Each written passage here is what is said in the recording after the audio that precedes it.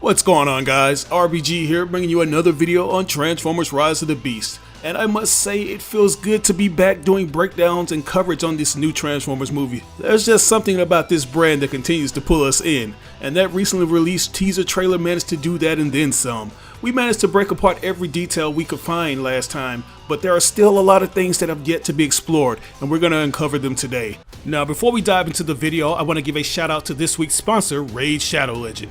That's right, the hit Mobile Hero Collection RPG played by over 80 million players around the world is back with a new adventure. You do have a phone, right? Well, go ahead and get on this. There's a lot of things to do in the world of Raid. Some of my favorite things to do are test the fruits of my training by jumping in PvP battles, and it's always a treat to summon up a new champion to add to the team. Like, there's over 650 completely unique champions to collect from, and there are over a billion ways you can customize and build them up. I mean, you're gonna need them for the latest challenge here, which is the Doom Tower. At first, the earlier floors may seem easy to deal with, but the bosses are really tough, and you need some serious specialists if you're gonna beat them. A lot of them can ignore stuff such as block debuffs, and they can do real nasty stuff to your champions, like draining their turn meters or stripping their buffs. A couple bosses need specific mechanics to beat them, like the Scarab King. He takes barely any damage unless you reduce his max HP. And if you don't have a shield buff activated when you attack him, he'll wreck your whole team real fast. So as you hear, these bosses are a headache to deal with, but fret not, because I got you covered. My girl Ronda Rousey has joined the world of Raid, and to celebrate her arrival, we're giving away a special code to get a bunch of helpful stuff like a 3-day 100% XP boost, 500k silver, and 5 full energy refills. Perfect for leveling up your Ronda so you can put all your enemies in a chokehold, or should I say armbar. Just enter the promo code RAIDRONDA in game and all the goodies can be yours. But wait, there's more. By scanning this QR code, you'll get unique bonuses worth $30. We're talking a free epic champion, Vergus, 200k silver, 1 energy refill and 1 XP boost, and 1 ancient shard so you can summon awesome champions as soon as you get in the game. And need I remind you that you get exclusive rewards in Raid if you just so happen to be an Amazon Prime member? So jump on that now. All those things will be waiting for you right here, and it'll be available for 30 days for new players only. Once you're in the game, come and find me under the name Random B Gamer, and if you're fast enough, you can join my clan. It's that easy to do, so hurry on over. Good luck, and I'll see you on the battlefield. But yeah, guys, it feels great to be back covering this newly introduced Transformers cinematic universe Hasbro and Paramount are establishing. It's said to be the first installment of a new live-action trilogy, and based on the overall reception of the teaser, it looks like fans can't wait to see where it takes us. If you're not familiar with the Beast Wars series, it's essentially serving as the 3rd generation of Transformers. That's right, I'm calling it G3, because we already had a G2 era that didn't quite move the needle, let alone push the franchise to new heights. But Transformers Beast Wars did that and then some. Like, if you grew up as a 90s kid, this series was more than likely your introduction to the Transformers franchise. You probably thought Optimus Primal was the original Optimus before the story revealed that he was the descendant of our red and blue Robo Jesus. On the other hand, if you grew up as an 80s G1er, you probably abhorred the concept of robots becoming animals. One of the biggest criticisms going up against BW, which seemed to be universal even amongst its fans, is the poorly dated CGI. There was just something about traditional 2D that worked for G1 fans. Even though Beast Wars was the first Transformers property to use the 3D formula, the technology just wasn't quite there yet. But fast forward almost 30 years later, and CGI has become the end-all be-all way to bring the Cybertronians to life on the big screen, whether it's in a more cartoony fashion or a realistic one. And now we're seeing the pioneers of that formula make a return with a fresh coat of paint that will prove to withstand the test of time, at least in the visuals department this time around. Speaking of time, I wanted to bring up a topic regarding the subject of time, because I believe that's the overall theme of this movie, and the reason why I believe this is because Beast Wars has always revolved around time, more specifically time travel. In the 90s series, the Maximals and Predacons time traveled to a prehistoric Earth, and based on their weathered and worn down aesthetics in this upcoming movie, it looks like the Maximals have been on Earth for quite a while. We're talking thousands of years. It's like they've been waiting for someone, or should I say something. And yeah, guys, I know there have been some fans complaining about the overall size of the beast formers in this movie. I mean, it does look a little weird seeing characters like Primal be the same height or taller than that of Optimus Prime when he was originally 3 times smaller in the 90s series. But I like to think the Maximals and Predacons scanned their alt modes from prehistoric creatures that were larger in scale compared to today's animal kingdom. I always found it funny that a T-Rex bot could stand eye to eye with a gorilla bot, but G1 Megatron dwarfs the heck out of both of them? By that logic, Optimus Prime should have been way taller than Grimlock in Transformers Age of Extinction.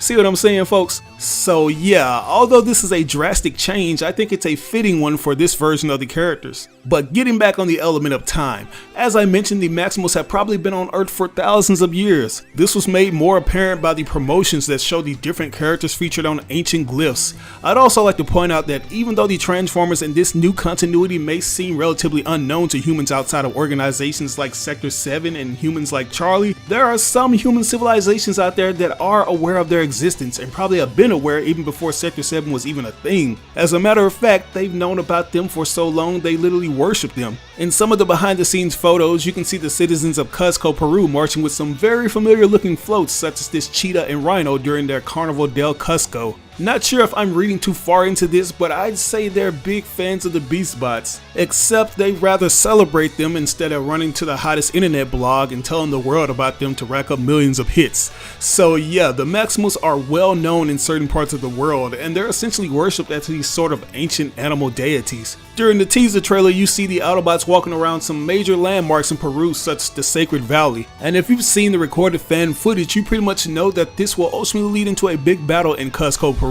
Like this epic shot where we see Optimus Prime ram into Scourge while they're both in vehicle modes. Speaking of Scourge, I also wanted to go more in detail about his origin and overall involvement in this movie. I mean, it's obvious that he's going to be the main baddie leading the Terracon charge, but there's a lot more to him than the movie and all the promotions are letting on. If you look at his truck mode, you can see all the different logos he's taken from robots he's killed from different factions. And many of you have pointed out that he gives off heavy Lockdown vibes with that little detail, where he's this intergalactic mercenary for hire who hunts down different alien specimens and Transformers and gives them to the highest bidder. Or he'll just be doing it for sports since he has a knack for collecting the different emblems. If you watch my breakdown on the teaser trailer, I threw in the theory that Scourge will pretty much play a similar role to his G1 counterpart, which means serving as a herald of Unicron.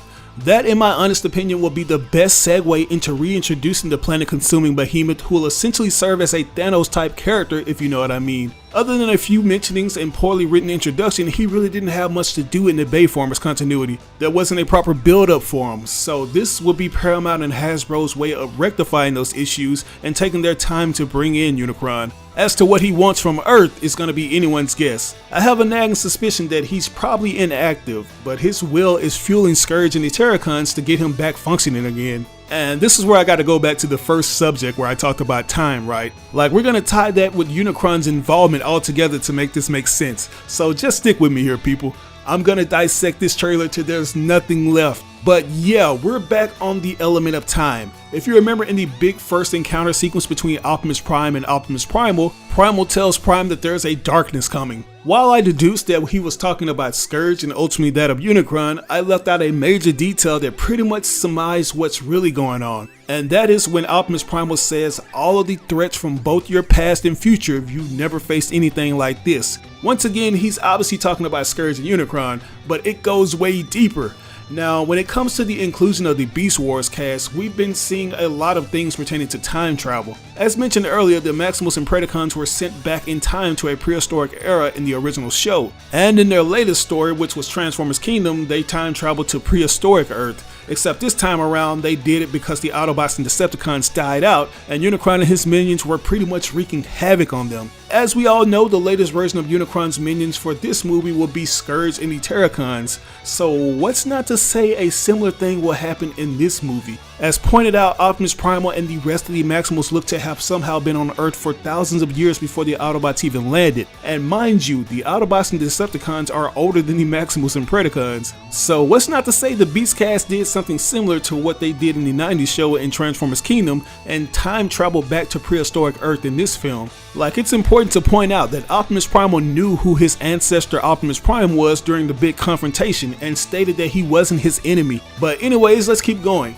In Transformers Kingdom, it was pretty much established that in a not too distant future after the Allspark was sent off Cybertron, Megatron ultimately killed Optimus Prime, lamenting that they should have worked together. Fearing that it would happen again, Unicron resurrected and enslaved that time period's version of Optimus as Nemesis Prime. As mentioned earlier, the Maximals were forced to flee from Unicron's minions, and one of those minions just so happened to have been Nemesis Prime. This is why when the Maximals encounter Optimus and the Autobots for the first time, they immediately attack, because they mistook Optimus Prime for Nemesis. Now, you're probably saying to yourself, but RBG, where are you going with this? there's no Nemesis Prime in this movie or the IMDb credits for it. And you're right, there isn't a Nemesis Prime to be found in this, but the movie does feature Scourge. And something that a lot of long-term Transformers fans, including myself, have been pointing out is the fact that his chosen vehicle form seems to be a callback to a classic TF show, which just so happens to be 2001's Robots in Disguise. In that particular continuity, he features a Western Star truck alt mode just like Optimus Prime of that respective universe. Funny enough, he's essentially Optimus Prime's dark doppelganger of that continuity, which was thanks largely in part to the Decepticons programming a protoform and accidentally scanning Optimus Prime.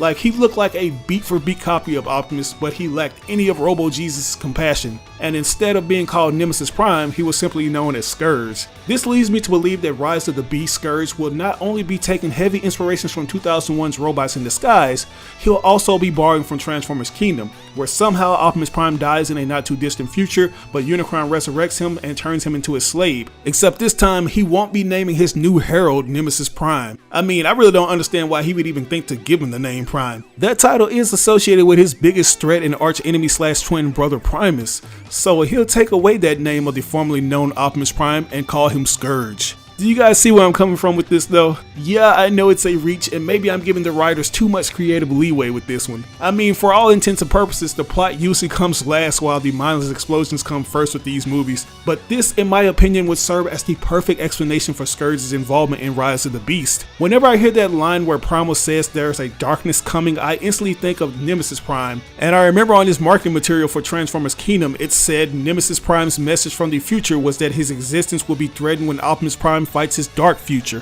So Optimus will essentially be looking at a mirror reflection of himself. I also want to note that Scourge has always been a Transformer that was turned into some kind of enforcer. In the original G1 continuity, he was created from the remains of Thundercracker, and as mentioned earlier, he was nothing more than a protoform that had the visual makeup of Optimus Prime, but the evil heart of a Decepticon in Robots in Disguise. So yeah, but anyways, if you agree with me and think it's highly possible that Optimus and Scourge will be one and the same, keep in mind that this is just my theory. We won't know until we actually see the movie, and I don't want you coming back to this video and call me a liar if it doesn't happen. To be honest, I don't even want to be the type of guy to yell out "I told you so" if I am correct on these things.